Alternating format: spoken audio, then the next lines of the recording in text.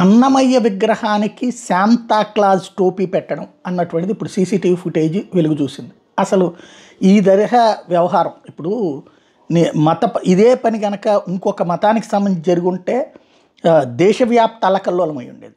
నువ్వు నీ మతాన్ని నువ్వు ప్రార్థించడంలో తప్పులేదు, పూజించడంలో తప్పులేదు, అభిమానించడంలో తప్పులేదు, గౌరవించడంలో తప్పులేదు, మిగతా వాళ్ళు దాంట్లోకి వస్తే బాగుంటుంది అనుకోవడంలోనూ తప్పులేదు. అదంతా వదిలేసి శాంతాక్లాజ్ అంటే క్రిస్టియన్స్కి, క్రైస్తవులకి శాంతాక్లాజ్కి సంబంధించి ఒక అవినాభావ సంబంధం ఉంది. పెద్దలు పిల్లలు అందరూ కూడా ప్రేమగా భావిస్తారు. కానీ అనవసరంగా తీసుకొచ్చి ఈ విధమైనటువంటి పని చేయడం కరెక్టా? ఏ విధమైనటువంటి కాన్సెప్ట్ అవుతుంది?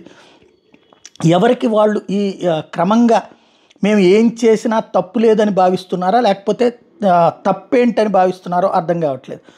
ఓవరాల్గా ఏదైతే అన్నమయ్య విగ్రహానికి పెట్టినటువంటి శాంతాక్లాజ్ విషయం, ఇప్పుడు శాంతాక్లాజ్ టోపీ విషయం అన్నటువంటిది పెద్ద సంచలనమైంది.